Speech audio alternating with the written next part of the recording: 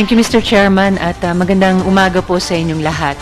Thank you to the good chairman for citing the rules in questioning child witnesses, which, as he correctly reminded all of us, ginagamit po pareho sa judicial at saka quasi-judicial proceedings. What we have, Mr. Chairman, and submitted in writing also to the committee is an affidavit from the mother of the minor witness, also acting as guardian of the other minor witness, placing the custody of the two minor witnesses in the Senate as an institution, and as well signing or appointing that their legal counsel be the Integrated Bar of the Philippines, as they are represented also this morning. In the affidavit from the mother of the minor witness, Mr. Chairman, he appoint as guardian for the two minor witnesses, her child and her pamangkin, her niece, Audrey Concepcion, sister of one cousin of the other minor witness, and she, Audrey Concepcion, has also executed an affidavit allowing the two minor witnesses in her care to testify before the Senate committee.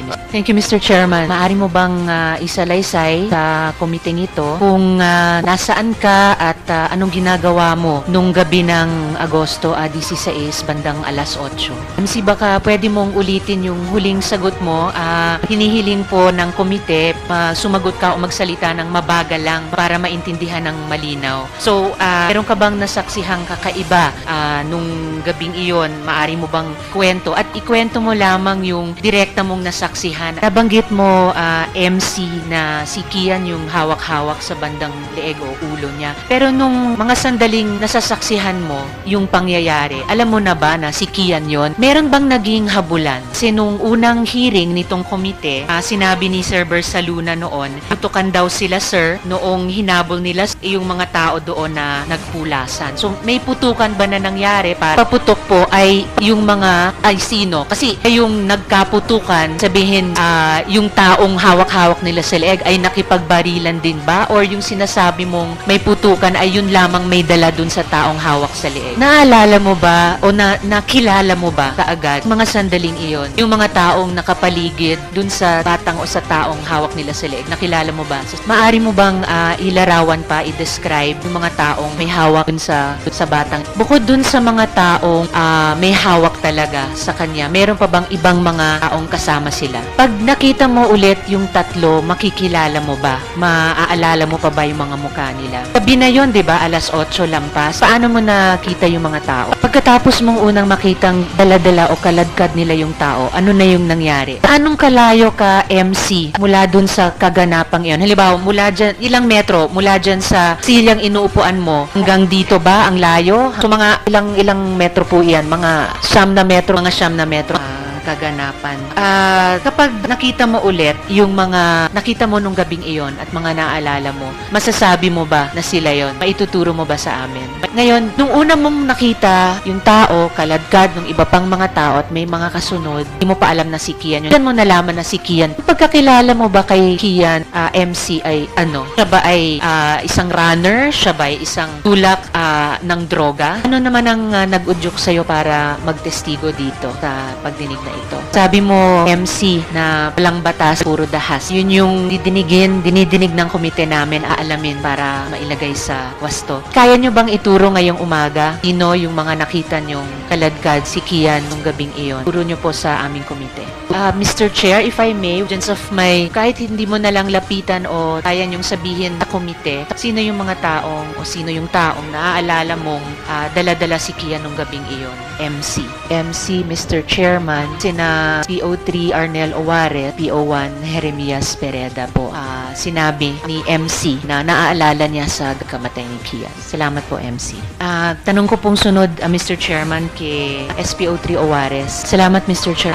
PO3 Owares, atay po sa testimonyang ibinigay ni MC. Tanungin ko po kayo, bakit nyo binaril si Kian? Bakit nyo binaril hanggang mamatay? Bakit nyo pinatay si Kian? Follow-up question po, Mr. Chairman, para din sa dinig ng ating resource person, si PO3 Owares, sa ang bahagi ng katawan binaril si Kian. PO3 Owares, maaring i-invoke nyo rin muli ang inyong right against self-incrimination, pero ang sunod ko pong tanong sana sa inyo ay ilang beses nyo binaril. Ganon din po ba ang ibibigay nyong sagot sa komite nito?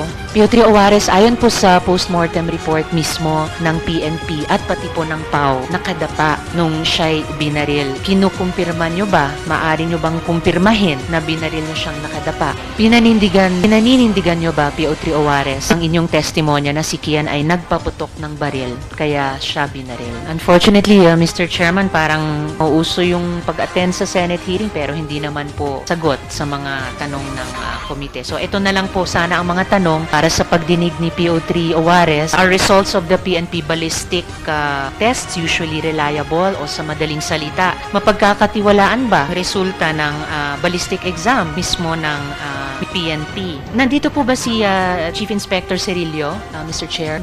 My next question, Inspector Cirillo. Chief Inspector Cirillo, hindi po sumasagot si PO3 Owares sa mga tanong ko, pero isa nga po ay tungkol sa ballistic report. Naninindigan po ba kayo na yung ballistic report ninyo ay reliable? At bate po dyan sa ballistic results na iyan ng Crime Lab, Chief Inspector Cirillo, ano po yung resulta kaugnay ng kaninong baril ang ginamit para barilin si Kian? Sino ang bumaril kay Kian? Yung tanong po ay, dahil sinasabi nyo nga na reliable ang ballistic exams ninyo sa PNP at pinaninindigan nyo yung resulta ng ballistic exam kaugnay ng pagbaril kay Kian, batay po doon, ninong baril po ang ginamit para barilin si Kian? Sino po ang bumaril kay Kian? Inspector Cirillo, nasabi na po yung fact na yan unang hearing at hinihiling ko lang po sa inyo bilang pag ninindigan ninyo na reliable ballistic exam. Sabi nyo nga ay reliable kung sino ang bumaril kay Kian, kaninong baril pinutok niya barilin si Kian. Salamat. In that case, Mr. Chairman, I'll reserve my further questions tipo sa dalawang PO1 maaring sa susunod na round natin. Last question lang po, ayon sa para sa last 30 seconds ko. Ayon po sa ballistic report, ito po tanong pareho kina PO1 Pereda at saka PO1 Cruz. Ayon sa ballistic report, baril ni PO3 Owares ang ginamit para barilin Kian. Hiniram nyo ba ang baril? PO1 Cruz, hiniram nyo ba ang baril ni PO3 Owares nung gabing iyon? The right against self-incrimination. PO1 Pereda, hiniram nyo ba ang baril ni PO3 Owares nung gabing iyon? Mr. Chairman, unfortunately nga ay nauuso talaga yung hindi pagsagot sa tanong ng against self-incrimination. I hope na habang umaandar po yung pagdinig natin ay mas i-invoke at i-uphold yung right na sama-samang hanapin yung katotohanan para mabigyan ng hustisya si Kian at yung iba pang mga biktima. Very last question, Mr. Chair, my last 5 seconds. May naganap ba na shootout? PO1 Pereda at PO1 Cruz. Nakipagbarilan ba si Kian sa inyo? Salamat, Mr. Chair. Thank you, Mr. Chair. Thank you, Senator Bam. Tingin ko po, yung tanong ni Chair, mas malalim pa po dyan. Hindi naman sa gusto nating bilisan yung ganitong mga proceedings. Mas yung tinutukoy nila at hinahanap ng komite namin. Paano matigil na itong mayat maya may patayan na nararanasan? Yung sinabi ni MC, puro dahas, walang batas. Paano mapipigilan na yung patayan? Very instructive, I think, yung chair ng NBI sa atin na ayon sa ulat nila, their anti-drug operations have resulted in 0 deaths. So what is another agency doing right? What is the PNP and Mr. and this illuminating data? Baka nga yung paghanap ng mas malalim na solusyon ay dun sa pagbago ng polisiya mismo, which create these kinds of, sabi ni Sir Napolcom, Vice Chair, aberrations. Thank you, Mr. Chair. Thank you, Senator Bam.